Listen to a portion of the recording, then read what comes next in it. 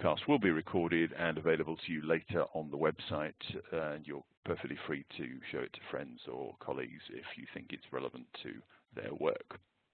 So let me just maximize the picture here now so it's easier for you to follow, and then we'll get right into it. So we've got three topics for today: how cultures develop, how you can work with your culture, and my own favorite, Small is Beautiful. Some people may be familiar with that seminal book from some 50 years ago. Anybody recognize the animal at the top? It's a guinea. It's actually not a guinea pig. It's a lemming. So I noticed that we have a certain amount of behavior in corporate cultures which is a little bit lemming-like, and clearly that's not too helpful. On the positive side, we have at the bottom the Canada goose, which is a fascinating beast, and they regularly fly over my home in Sussex. And one of the nice things to see about Canada geese is they have this V formation, which is kind of aerodynamic. The ones at the back find it easier to fly in this V formation, and it asks, you wonder, well, how does the guy at the front cope? Because he doesn't have any protection, he doesn't have any slipstream in the whole system. And the way he copes is they change the role quite regularly, a little bit like when you watch the teams in the Tour de France and elsewhere. Then you can see them quite regularly changing places. So the riders behind are having a little bit of a rest, and the airflow is being taken by the ones in front. And that's kind of relevant to the whole culture question. Now turning to what is culture, just to start with a couple of examples on the right-hand side, one very negative in my view from Hungary, and one perhaps not so negative, at least in my opinion. But cultures are a group of behaviors. Cultures kind of build fluidly over a period of time from behaviors, but also cultures do define the limits of what's acceptable in our community or organization, what we may and may not do, what we are encouraged to do, what we're discouraged from doing. But that changes over time. A culture is not a static thing. And if there is something good in your culture, then you have to work quite hard to protect it. And if there's something negative in your culture, you also have to work quite hard to get it to go away. And sometimes the only thing that changes a culture is almost a violent overthrow, a revolutionary type of activity, which clearly is very destructive, and we don't want to get involved in those sorts of things. There are 5 big challenges that we all face. And the main one, I think, that people complain about when they come to Kepner-Tregoe classes is simply unhelpful behavior. And one way that people describe unhelpful behavior is people saying, well, the culture's not very good. Well, actually what they mean often is somebody, some group of persons, some other team, some other organization is not behaving in a way that we would expect them to, and also not behaving in a way that is at all helpful to the process that we're trying to follow. Second big challenge, of course, is persistence when faced with obstacles. When you do have these difficult things in front of you, how do you keep your persistence, your perseverance going? It's a great word, perseverance, when there are these obstacles in front of you. Third big challenge a lot of people find is how do you build a critical mass for change? We'll talk about that in a later slide. And fourth one, failure to change. Fifth one, staying positive in the face of adversity. And it'd be interesting to see what your cultural challenges are, either with your organization or with partner organizations. If you go to the top, then you'll see a little box that says chat. And if you open up the chat box, please do send in some ideas and thoughts about what your big challenges are that we can see as we go through this morning's webcast. So let's go through. Cultural symbols and norms. I mean, you can tell something about an organization often when you walk in through the front door. Banks are often very shiny in London. They're often very, very good-looking people, both male and female, at the front desk. It's kind of, if you're an ordinary-looking person, you just don't get those kinds of jobs. That's kind of interesting. That's a norm for the banking industry in London. Language, of course, is a cultural symbol. We all speak a funny kind of jargon in our organizations, which other people perhaps don't understand. Clothes, maybe. You saw the funny hats maybe in the invitation. Yeah, people adopt all kinds of strange things, T-shirts and stuff, badges. Gadgets may be a cultural symbol. Certainly, if you look at the late 80s, the big kind of cultural symbol of wealth in London was the mobile phone. Now, of course, everybody has a smartphone. It's no longer a differentiator.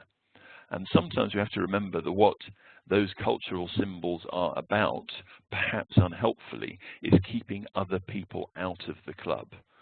And in the modern connected world, keeping other people out of the club is perhaps not such a great thing. We do need a whole lot more cooperation, both within our organization and with our partners than we currently have. But of course, culture is deeper than clothes, even though symbols are important. Now, where do you build culture from? Where did it come from in the first place?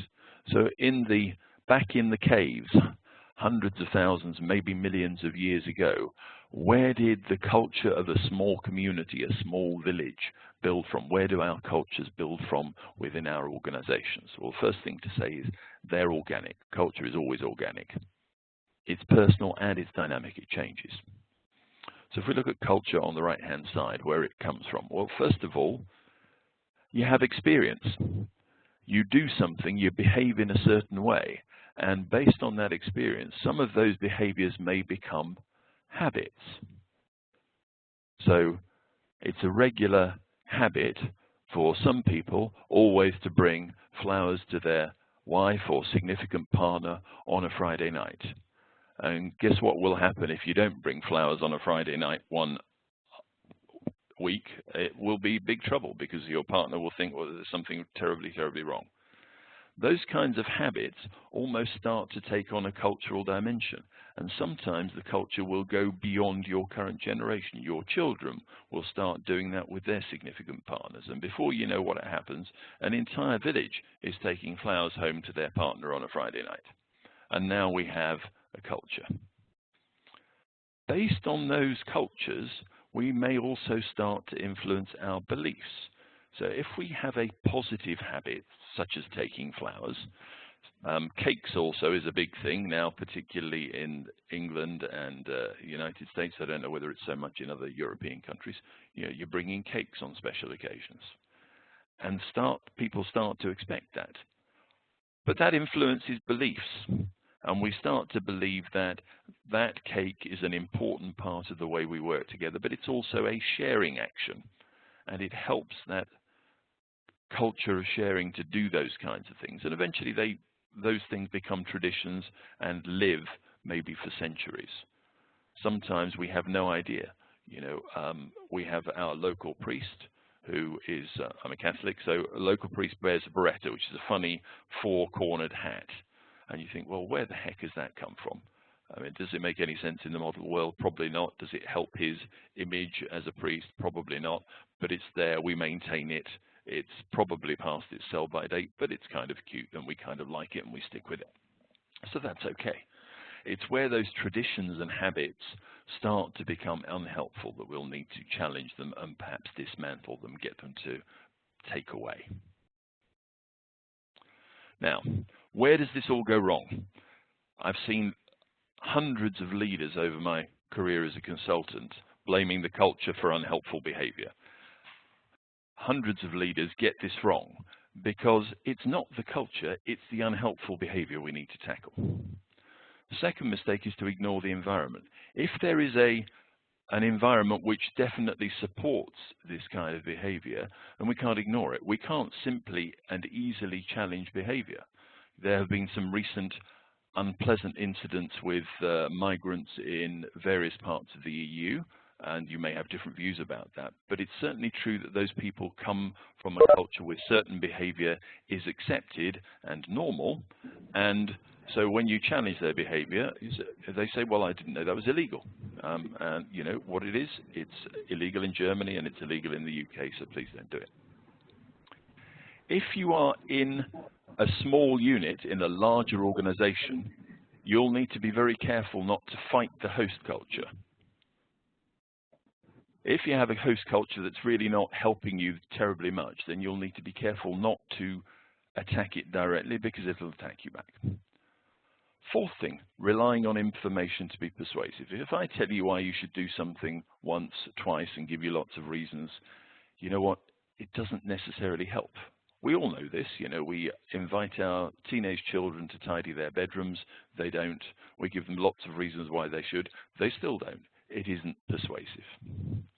So in general, I would suggest to you that if you want to bring about culture change, it is a mistake to talk about culture change. Just don't even mention it. We have to do this organically and gently. And let's have a look at how. Those of you who've read Malcolm Gladwell will be familiar with the book, The Tipping Point.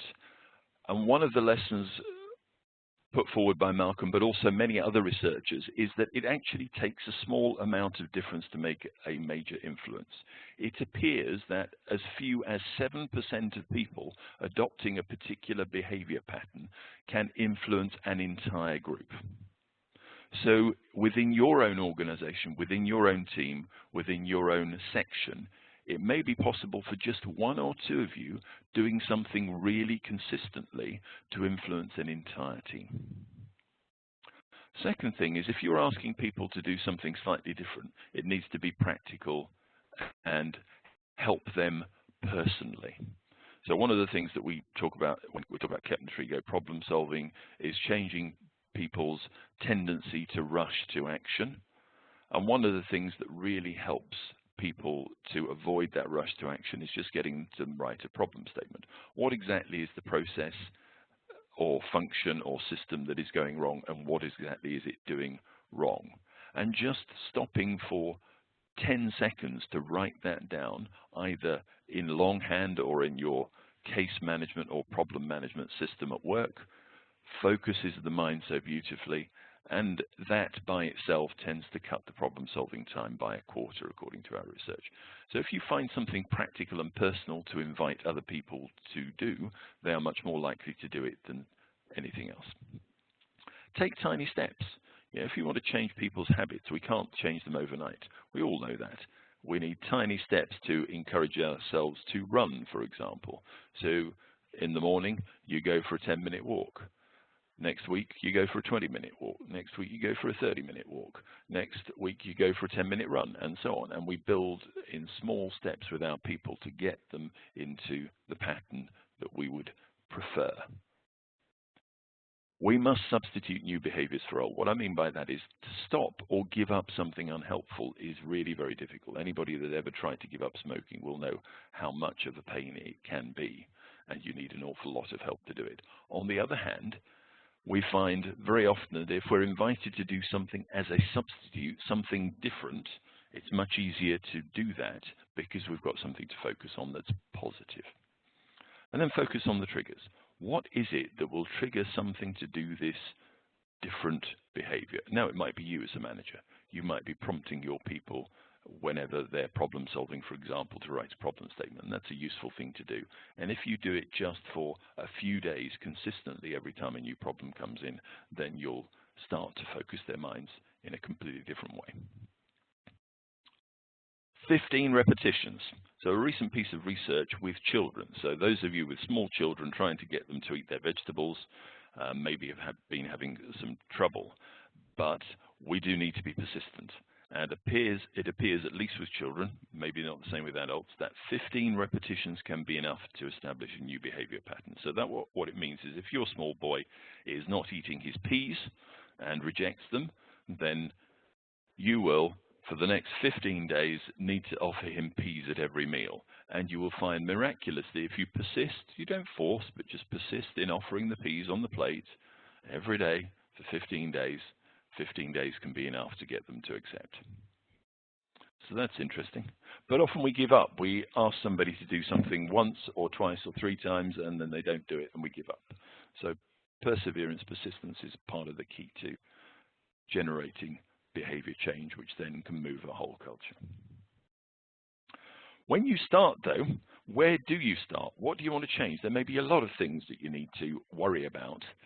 So when you diagnose your culture, look at the behaviors. Look at the key things that people are doing that are impacting your process or function. Write down what appears to be the normal behavior and then classify those. Are they positive? Are they really helpful to what you're trying to achieve as an organization? Are they negative or unhelpful? And the third category, suggested by Edward de Bono, is just interesting. You can't say whether it's positive or negative. It's just kind of interesting. And just leave that to one side. Identify the impact of these behaviors on the change you're driving, and then choose one or two of the positive behaviors where you can increase that behavior, encourage people to do it more in order to drive the change that you want. I'd suggest you don't worry too much about negative behaviors. Challenging negatives to start with is really difficult. You'll find it much easier if you find some things that people are doing well and say, well, that's fantastic. Please do a bit more of that. And then say it again tomorrow and again the next day. So to build with enabling culture, start with positive habits. Encourage the useful things that you see in your colleagues and your partners, and let it grow by itself. It's really about behaviors. And trying to prescribe or trying to force behavior by writing a new process flow often fails for this reason, that it's about the behavior more than it's about the system. And choose goals that are motivating. One of the interesting things that you'll see, and I'd refer you to Dan Pink on YouTube for the Mastery, Autonomy, Purpose video. It was very interesting. So what we're all looking for is a feeling that we're learning to be masters of our particular discipline.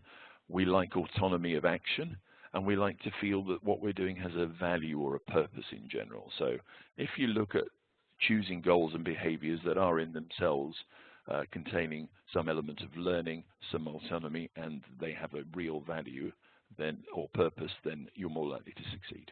And no buts. Absolutely no buts. So if you define your goal in terms of the specific behaviors you're trying to change, not as cultural change, ask what you want to see more of, describe that in precise terms, and then find a way of triggering that behavior, which might just be you just as an invitation or putting some little reminder into people's daily calendar. So, quick summary. There's a question here that I'm going to, if you're the observer, how do you overcome the subjectivity of your observation? I think that's a valid question. And I think it's worth looking back into your problem solving and decision making, analytical troubleshooting or resolved notes and reference if you have one, to talk about the issue of pinpointing. There are some techniques that we teach on some of those classes which are about how you pinpoint behavior, and Jim, I will send you some references separately after the end of this webcast. Other folks, please send me an email about that. But I think subjectivity of your observation is definitely an issue, so you need to be a little bit careful about that.